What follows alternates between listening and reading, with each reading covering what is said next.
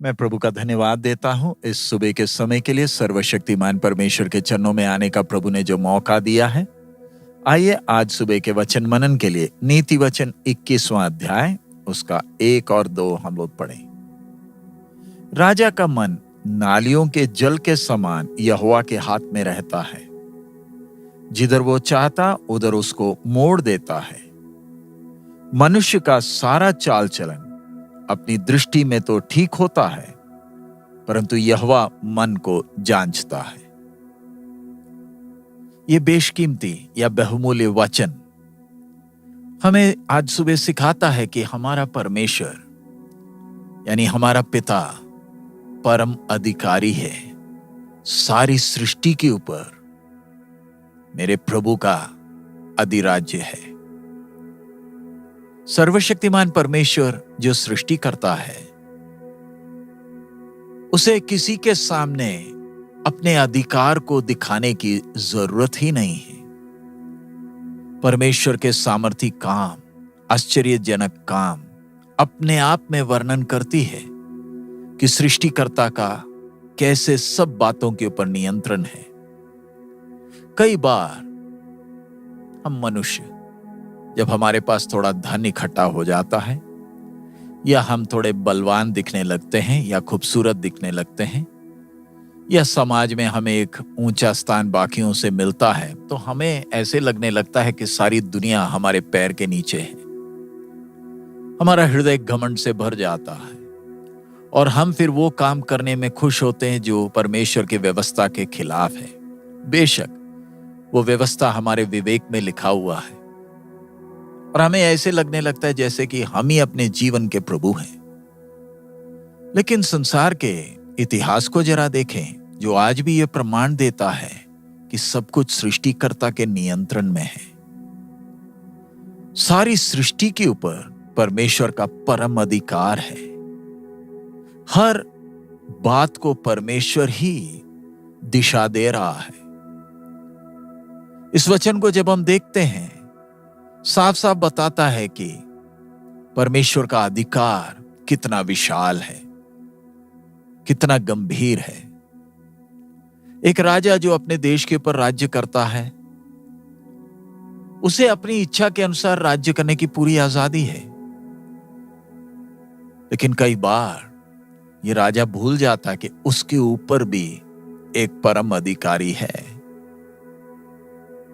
और अच्छा है अगर वो सृष्टिकर्ता के अधीन हो, जो सब काम अपने ही मत के अनुसार करता है। राजा दाऊद की तरह अगर एक देश का अधिकारी अपने आप को परमेश्वर की इच्छा के लिए समर्पित करे, तो वो अपने कौम, अपने देश के लिए आशीष का कारण बन सकता है। और यदि अगर राजा या अधिकारी परमेश्वर के अधिकार से के खिलाफ बलवा करे, वो अपने आप को मूर्ख ही बनाएगा, क्योंकि आखिरकार उसे तो परमेश्वर की मर्जी ही, परमेश्वर की योजना ही तो पूरी करनी है। इधर जैसे हमने वचन में पढ़ा, राजा का मन नालियों के जल के समान यहोवा के हाथ में रहता है। जिधर वो चाहता उधर उसको मोड़ देता है। इस बात को ध्यान से हम लोग मनन करें। हम देखते हैं मनुष्य अपना ज्ञान इस्तेमाल कर कर बड़े बड़े बांध बनाता है, नहरें बनाता है नदी के ऊपर। ये सब क्यों करता है? ताकि नदी के पानी को इकट्ठा कर कर जहां कहीं ले जाना चाहता है, मनुष्य ले जाता है।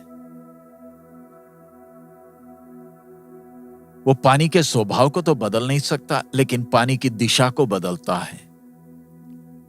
बेशक नदी को बहने का, उस दिशा में बहने का मन हो या नहीं, मनुष्य उसको जब रास्ता दिखाता है, पानी जाती है। अगर मनुष्य जिसके सामर्थ्य में सीमाएं हैं, अगर वो अपने लाभ के लिए अपने अधिकार को इस्तेमाल कर सकता है, ताकत को इस्तेमाल कर सकता है, तो जरा सोचे सृष्टिकर्ता परमेश्वर को अपने सृष्टि के ऊपर कितना अधिकार है। परमेश्वर इस पृथ्वी के घटनाओं को अकेले नहीं, मनुष्य के हृदय के ऊपर भी परमेश्वर का पूरा नियंत्रण है। राजा सोचता है मुझे अधिकार है, दूसरों के ऊपर, लेकिन उस राजा के हृदय के ऊपर भी परमेश्वर का नियंत्रण है। परमेश्वर को सारी सृष्टि के ऊपर एक उद्देश्य है और कोई परमेश्वर के उद्देश्य को रोक नहीं सकता, बदल नहीं सकता। मनुष्य बलवा कर उसे लगता है मैं परमेश्वर की योजनाओं को बर्बाद कर सकता हूं, तब स्वर्ग मुस्कुराता है, ठट्ठों में उड़ाता है, क्योंकि परमेश्वर की अनंत काल की योजना को कौन बदल सकता है। आज तक सब बातें परमेश्वर की सिद्ध योजना के अनुसार ही चली हैं और हमेशा ही चलती रहेंगी। जब राजा अपने इच्छा के अनुसार काम करने लगता है, परमेश्वर उसके दिल को बदल देता है और आखिरकार वो परमेश्वर की योजना के अनुसार के काम ही कर बैठता है। दुश्मन शैतान भी अपनी योजना के अनुसार काम नहीं कर सकता। वो पृथ्वी के अधिकारियों को लेकर अपना काम नहीं कर पाएगा, आज तक नहीं कर पाया है। कितना बड़ा सौभाग्य है, हम सृष्टिकर्ता के संतान हैं। इसलिए हमें चिंता करने की जरूरत नहीं अपने जीवन के विषय में। कई बार हमें लगता है कि परिस्थिति परमेश्वर के हाथ से निकल गई और हम विश्वास में डगमगाने लगते हैं। पर इन दिनों में आइए हम प्रभु के वचन को भरोसा करें, पूरे दिल से उसे स्वीकार करें, अपने विश्वास में बढ़ें और अंत तक स्थिर रहें। प्रभु यीशु ने कहा, मैं अपनी कलीसिया बनाऊंगा और अधोलोक के फाटक उस पर प्रबल नहीं होंगे। इन दिनों में जब हम बहुत सारी बातों को सुनते हैं, ऐसे लगता है कि दुश्मन कलीसिया को बर्बाद कर बैठेगा। हमें चिंता करने की जरूरत नहीं, क्योंकि पवित्र कलीसिया परमेश्वर के हृदय की उस बड़ी भेद है जिसके कारण परमेश्वर ने पृथ्वी को बुनियाद डाला है।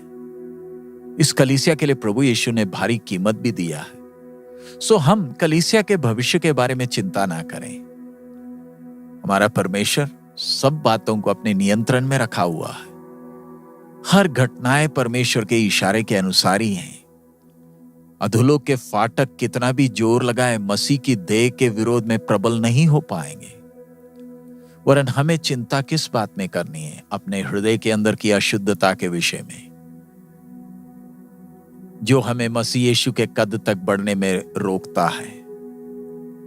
इधर वचन में हमने पढ़ा, मनुष्य का सारा चाल चलन अपनी दृष्टि में तो ठीक होता है, परंतु यहोवा मन को जांचता है।